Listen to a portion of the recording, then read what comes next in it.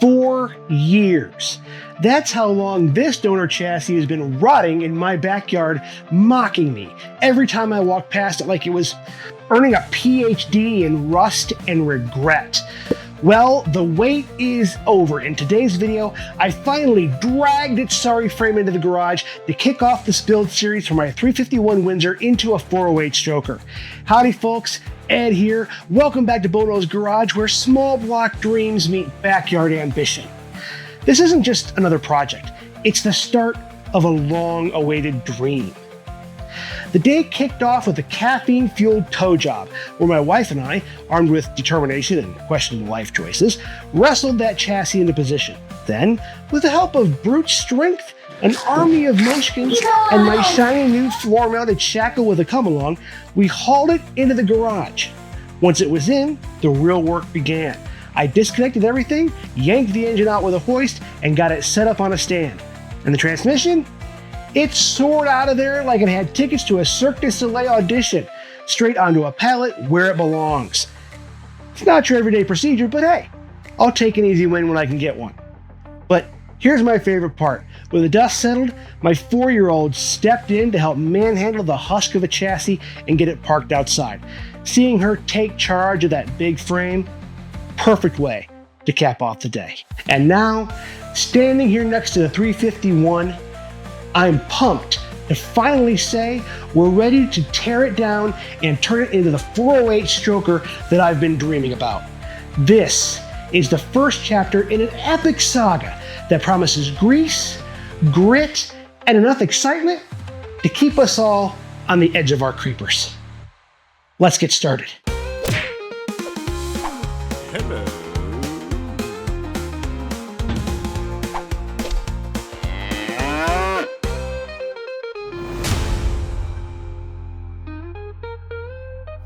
So today, my goal is to get the drive shaft off, drain the transmission fluid, and drain the oil out of the engine so I can truck to move this thing. If I've got time, I might change that front wheel too.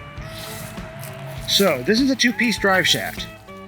You can see it goes through a mount point there in the middle, back to the pumpkin, and then of course up to the transmission. So back here, I know I just take this these 12-point bolts off here, knock her loose, and drop her down. I'm not sure how to get that off of there, and I know the transmission you just yank it out of there. So let's see if I can get that figured out.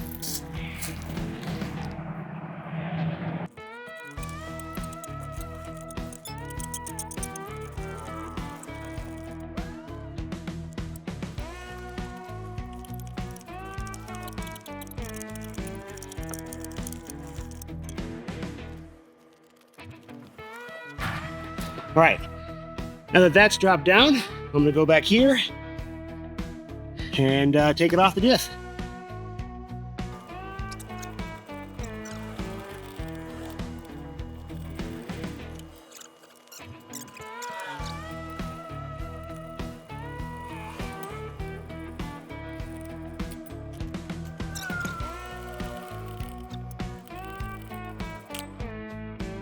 All right, so now I'll just yoink her out of there and get it out of the way, and I'll figure out how to separate the two parts of the drive shaft later.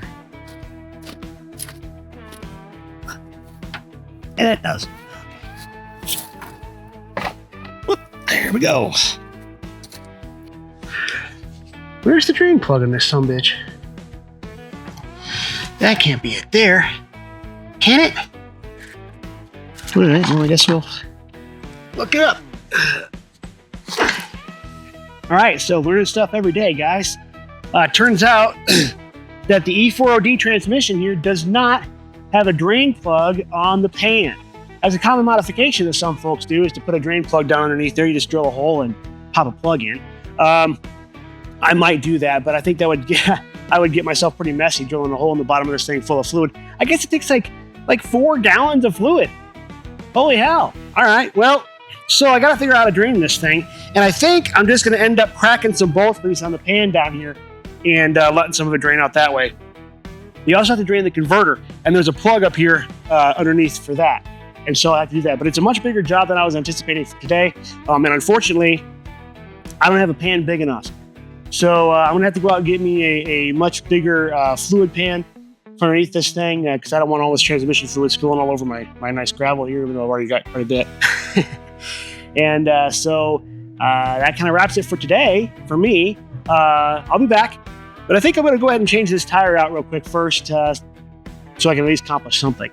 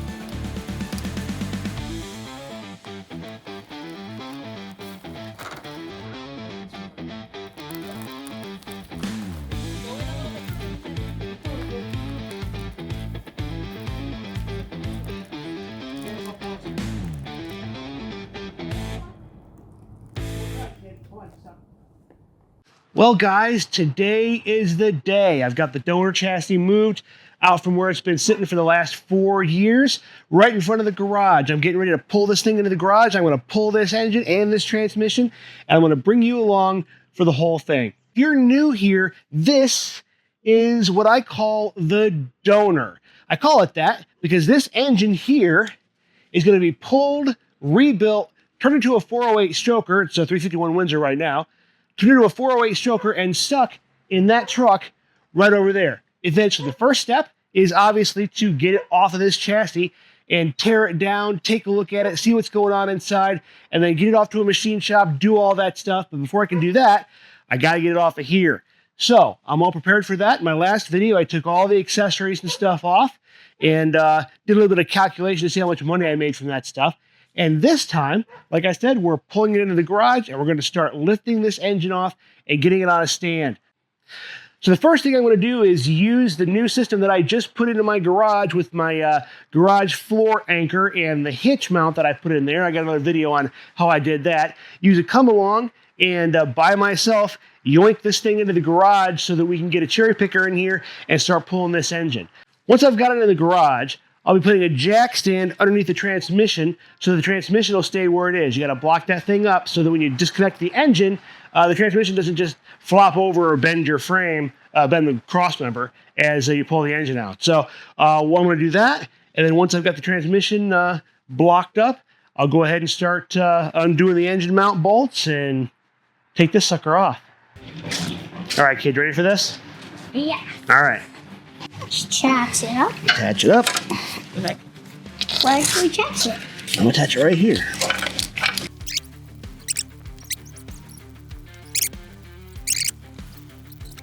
Oh. Hey, come here. Do you want to try this? Yeah. Okay, all you do is just go like this. You just move it back and forth. Oh, okay. Just be careful with it. All the way back, all the way down, all the way, and then back.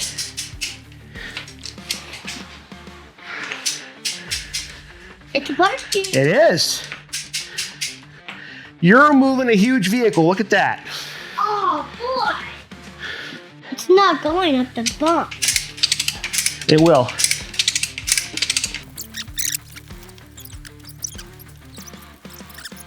Oh, hey, Dad, look at you. I can't touch that with my clean hand. Okay, look out, girls. No! Oh. Dad, how did you do that?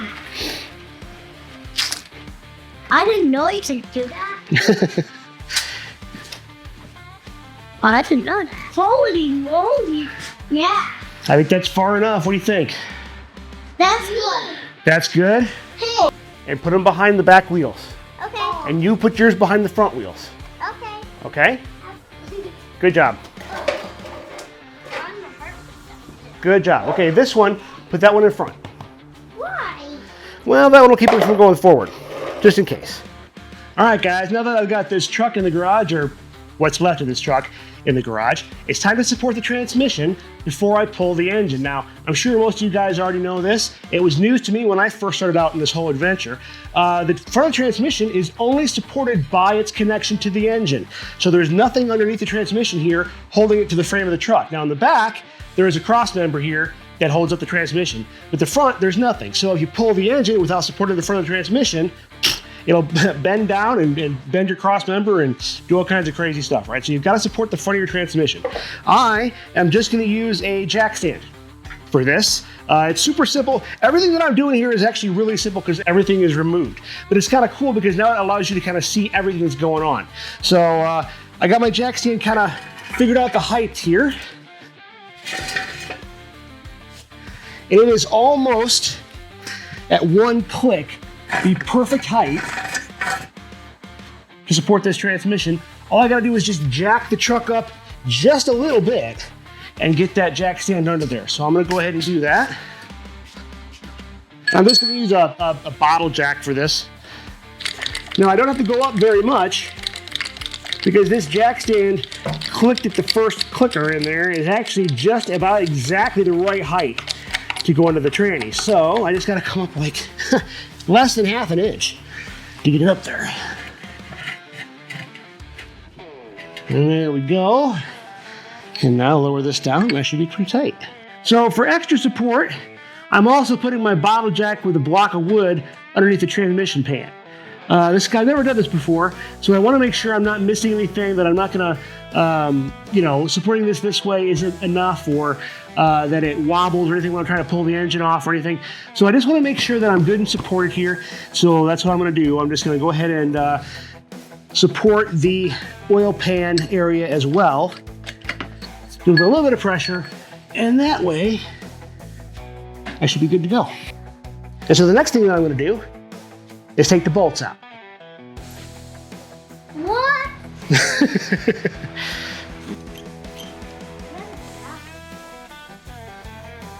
I've never done that before either. Yep, there it is. Up. Almost ready to go. See, in this way, since I've got this tight, if there's any wiggling or whatever when I disconnect these, that way this will hold it. Because you don't want to leave anything to chance when you're pulling an engine.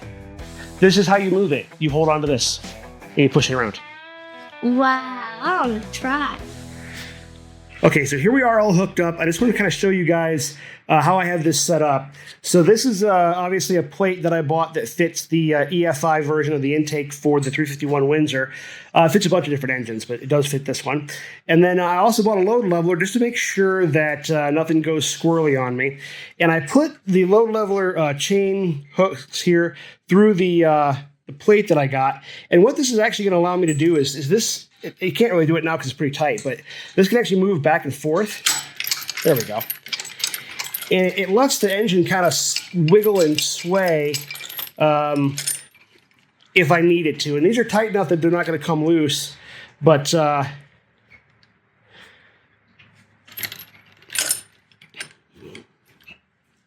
may tighten them up a little bit more just to make sure they don't wiggle too loose. But this should allow the engine a lot of free movement, so it's easier for me to get on my stand. So that's how I got that set up. I have to disconnect the engine from the transmission. You need to sleep? I need to sleep too, kid. Yeah?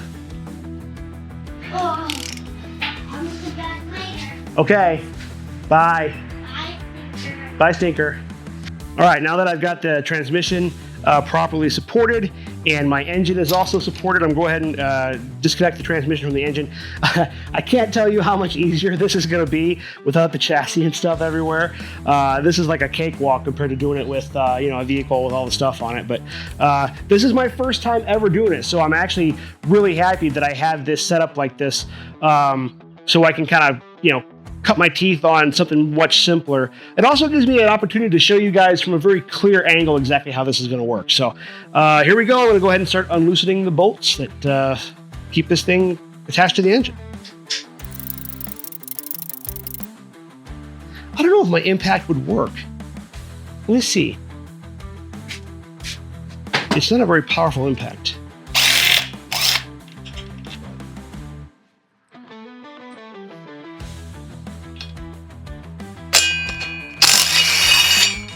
Ooh, that's a lot easier. Dang. So, when you guys watch my videos, you'll notice that I almost always use hand tools and very rarely use power tools for this kind of stuff. I think one of that's lack of experience, and also because I don't really have a lot of great power tools. This is the only impact driver that I've got, and it's not air. Eventually, I'd like to get an air impact, some air tools, but right now all I've got is this one. But actually, it seems to be working out pretty well, so I will keep using it.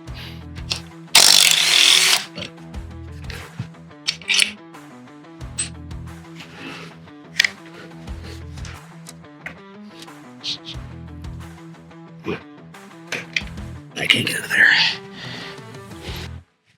So I got a little overzealous and started taking these bolts out. What I really need to do is get underneath there and take off the inspection plate from the bottom of the transmission so I can get the torque converter unbolted and then take the starter off as well. So I'm going to go ahead and work on that. So let's see if we can get this starter out here. It's already got it unplugged. There's only just 2 bolts to it? I don't know. I ain't never done this before. Look at that size. You are 1/2 inch.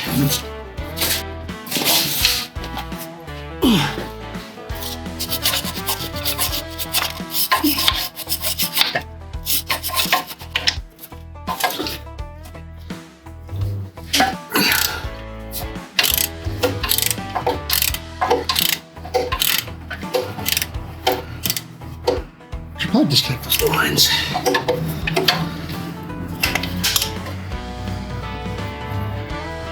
Make this a little easier.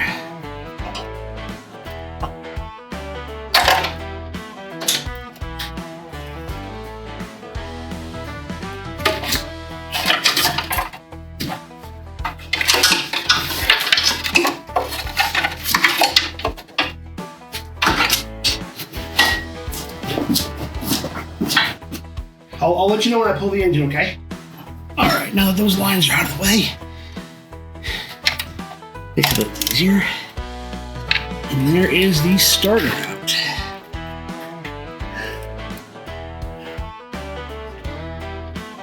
Kind of. All right, well, now that the starter's out of there, I can work on the inspection cover for the transmission.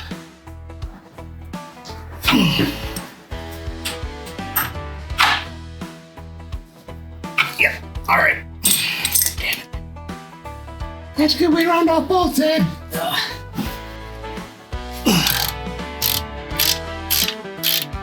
This is easier. We're seeing some time from the start. No, you gotta be lazy.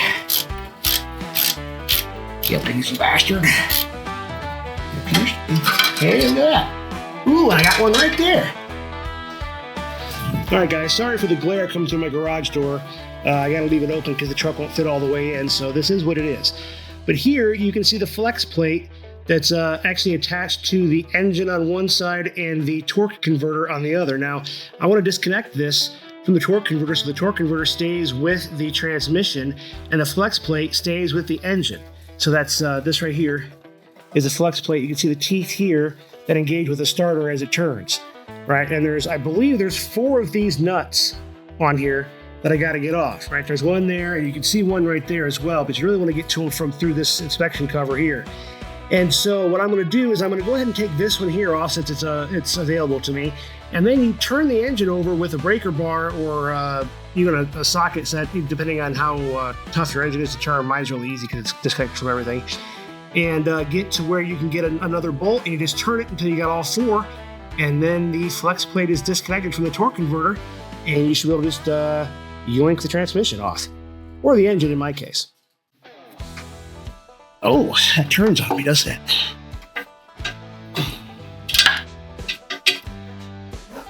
All right, so that means I got to get something in here to keep this from moving. Oh, gotcha.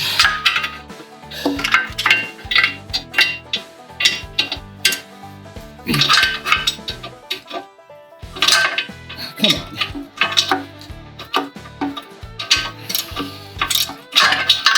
Man, these are a pain.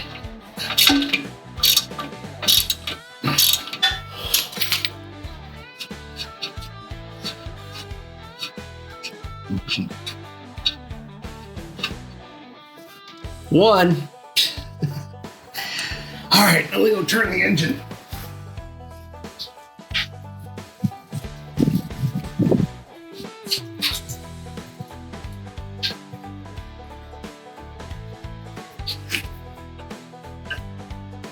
Oh, there we go.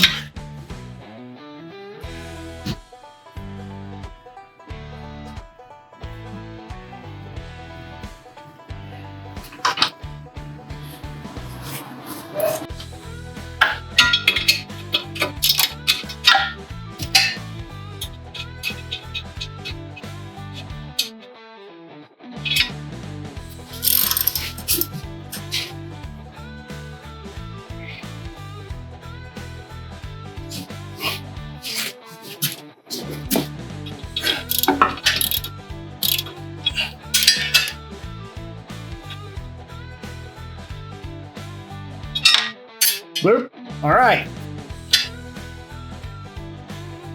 Flex plate disconnected. All right, it is time to undo the engine mount bolt. So let's see if I can get this done. All right, let's see if we can break her loose.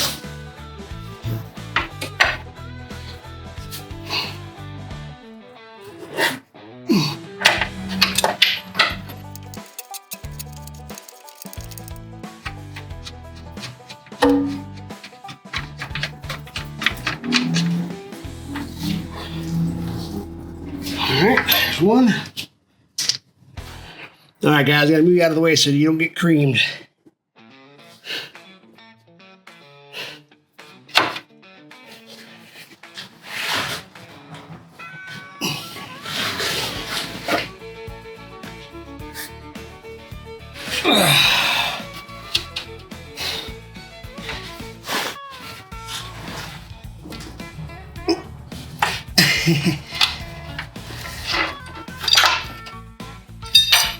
See if that was enough.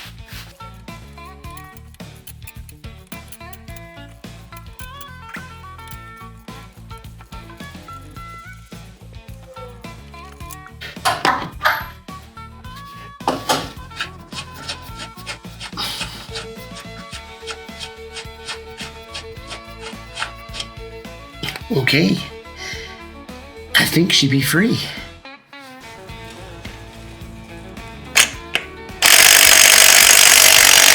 Nope.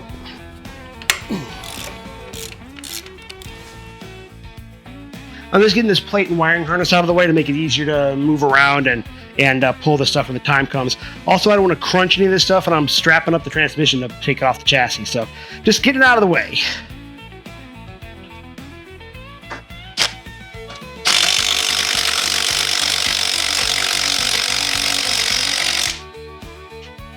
No dice. Anybody wants to buy me a pneumatic impact for Christmas, dear Santa, I've been a good boy this year. All right, here we go. Let's see if I can pull it loose.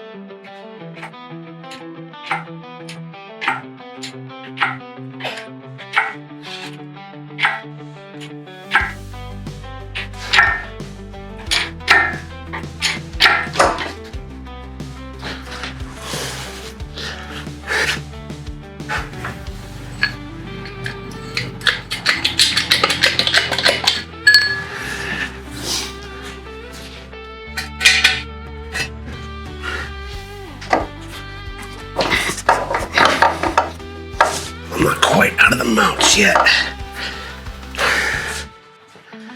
All right, I'm off the mounts. Now let's see if I can get off the transmission without dropping the transmission on the floor.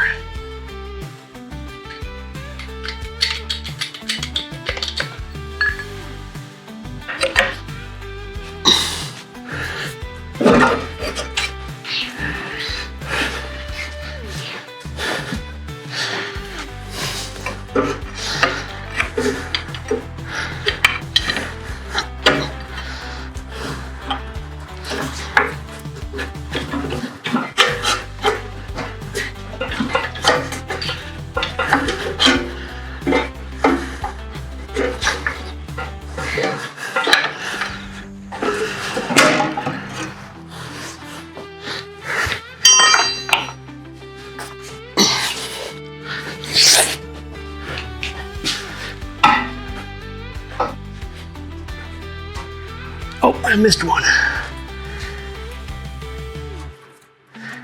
Missed one bolt right there.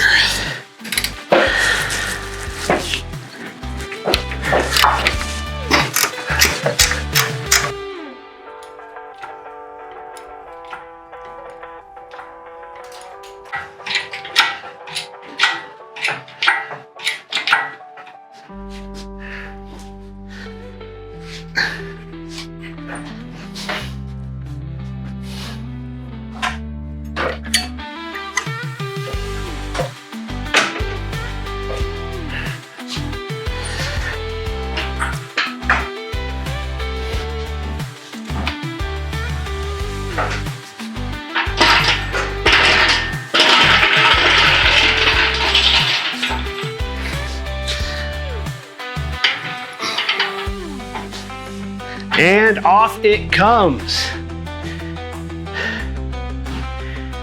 That's been a long time coming to get that engine off of there, but it is finally free. All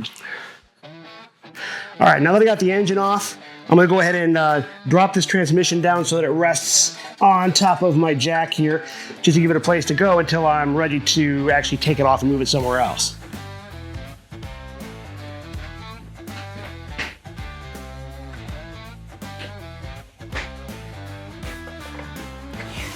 All right,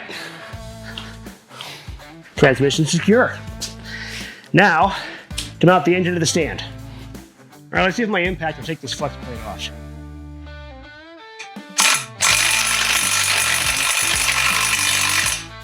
It looks like a big old no.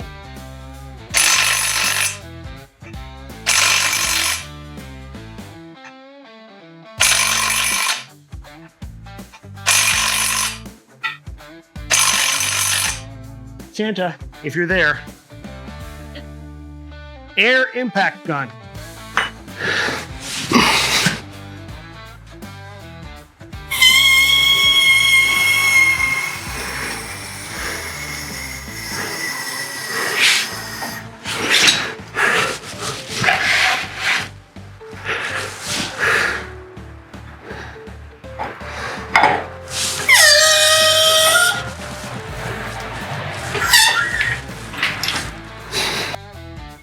All right, now can I get them off?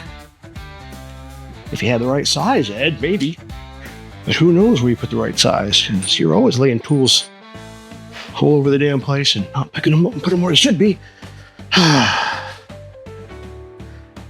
Let's see if I can get my breaker on the front of this thing and keep it from moving. Gotcha.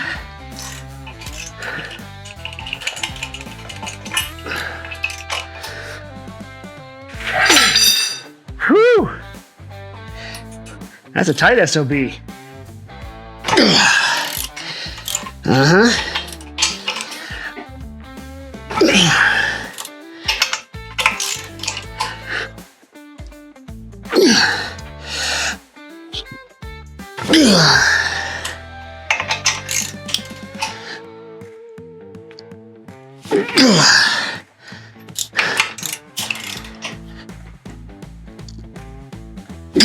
One more, come on. Gotcha.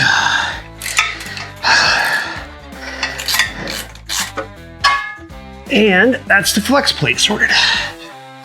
What's the plate that sits between the engine and the flex plate called? That plate is called the engine spacer plate, or sometimes just the block plate. It sits between the engine block and the flex plate, or flywheel, and serves a few key purposes. 1. Alignment. It helps ensure the starter motor meshes properly with the flex plate's teeth. 2. Protection. It acts as a shield to prevent debris from entering the area around the torque converter or flywheel. 3. Spacing. It provides the correct spacing for the torque converter and transmission. You'll want to keep it in good shape. No dents or warping, since a damaged spacer plate can cause alignment issues with the starter or transmission. Running as a go. All right, spacer plate. Off. All right, boys and girls. I think it's time to get this thing on the stand.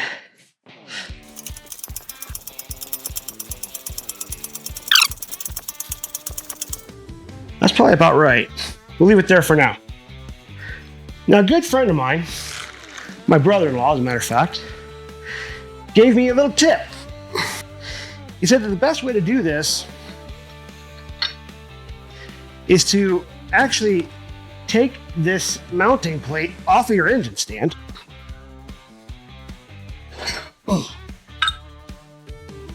and mount it to the engine while it's on your hoist. That way, it's much easier to line up to the stand. You just slide it right in. So that's what I'm going to do.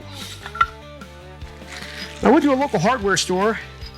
Unfortunately, my Lowe's and Home Depot didn't have this stuff. Your mileage may vary on that count. Our Lowe's here is horrible. Anyway, and I got these bolts to mount the mount plate to the engine. These are 7/16 by 3.5 inch. Now these are 8.8 or grade 8 bolts. You don't need grade 8 bolts for this. There's not going to be any real, shear forces or any kind of bumping or wiggling or anything on this while you're on the stand. You're just rotating it around, so it doesn't need to be super strong. Grade 5 is probably even overkill. But grade 8's not that much more expensive, so I went ahead and got that. And I've got some washers here just for spacers in case I don't go in far enough into here. I'm not exactly sure how deep these are, so we're going to find out.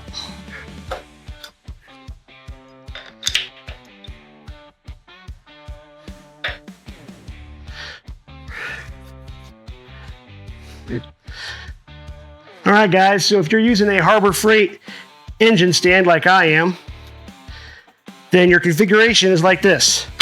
You got the 2 flat slides on top, the 2 slanty slides on the bottom. I will get these put in where they got to go and tightened up here. But yeah, that's the configuration you're looking for.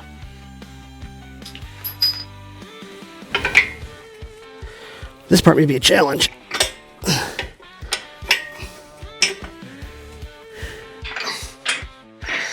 Yeah, unfortunately, my legs aren't letting me do what I want to do here. That's gonna be hard to get the legs down.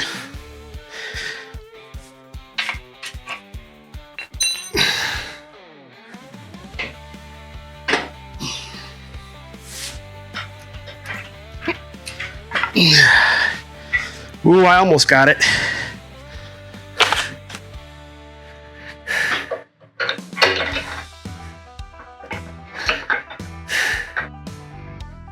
So how am I going to do this part? I'm going to put that brick under there to keep this from falling down sideways when I put the weight on it. We'll see how that works. Now let's take it real slow.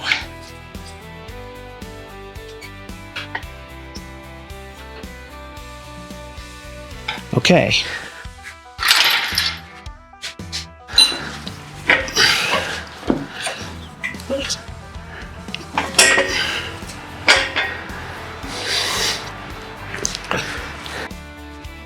One thing at a time here.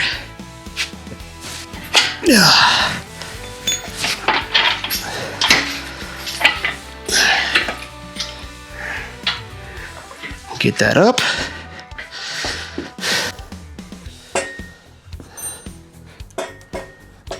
So I can get this down. Don't try this at home, kids.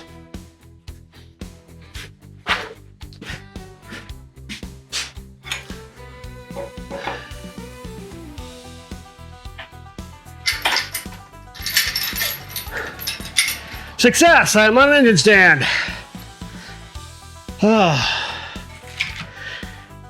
So here is my janky transmission boom wreck.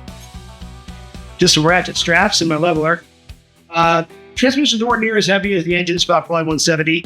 And I'm going to go over a car bench. Just going to lift it up, leave it over to the side, and then back the chassis out. So I'm not going to mess with it very much up in the air. So hopefully I won't have a problem with this. We're going to find out because I'm about to unbolt it.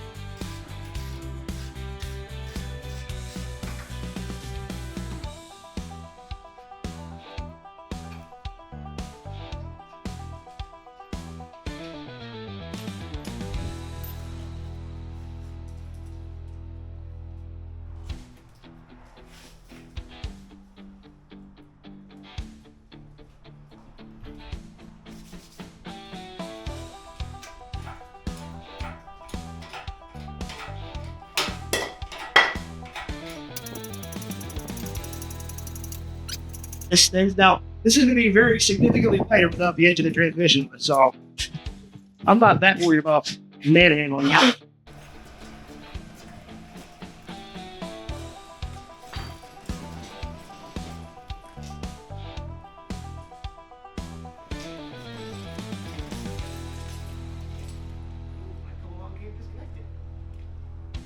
So now that the transmission's out and chassis out of the way, the garage is open up again. I can move my transmission onto a pallet back here so that I can put it up on Facebook or Craigslist and get her sold.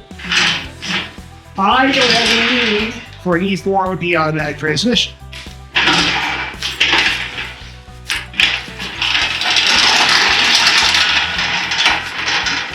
And even if I did someday, that someday is so far away that it's not worth it to me for me to store.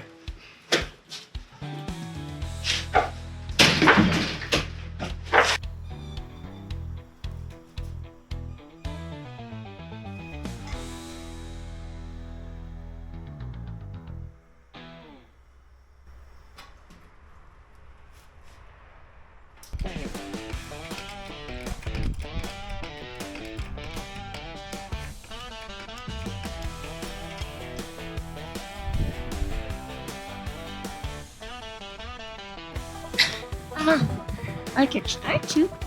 Well, I know you can't move it. I want to see if I can move it. Oh, shit. Sure. You think you can move it with me? Yeah, it's strong. Look at me. You think it's strong? Okay. All right. Get out of the way. Hey, you're coming along. Wait for me. Hey, wait up. Push hard, push hard. Ready?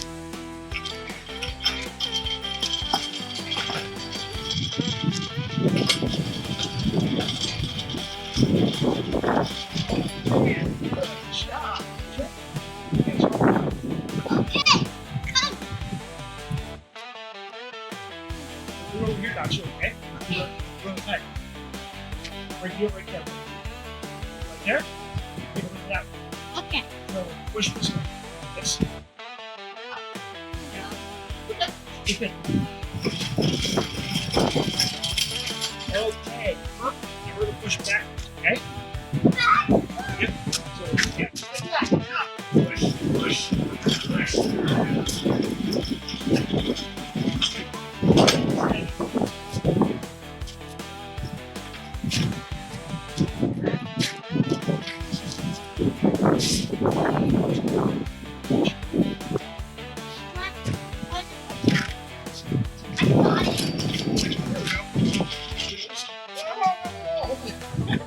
Run away from me. Oh, man, what's her nice? I'm really surprised. Are you really proud of me? Yes, kid, you look great. Oh, ooh. Oh. Yep. Box. Yeah. Look. Look. Yep. And you hold it. You hold him. Keep watching.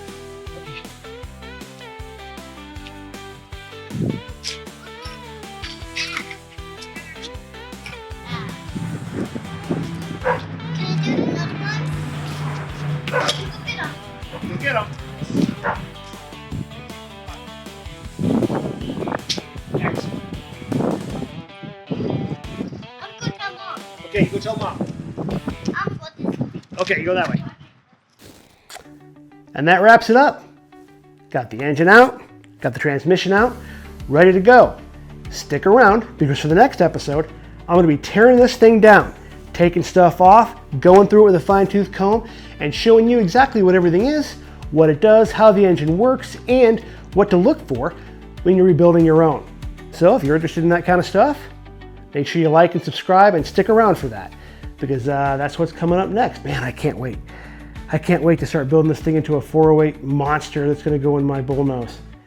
God, it's a dream that I've been looking forward to for a long time. Guys, if you're with me on this journey, if you want to see more of this kind of stuff, like I said, give me a like, give me a subscribe. It really does help me out. If you have any questions, comments, concerns, gripes, internet ramblings, stick them below. Thanks again so much for watching, guys, and we will see you next time. She's rough around the edges, but she's doing fine. Tinkering away, getting things to shine. At Bullnose garage, she's considered divine. Thanks again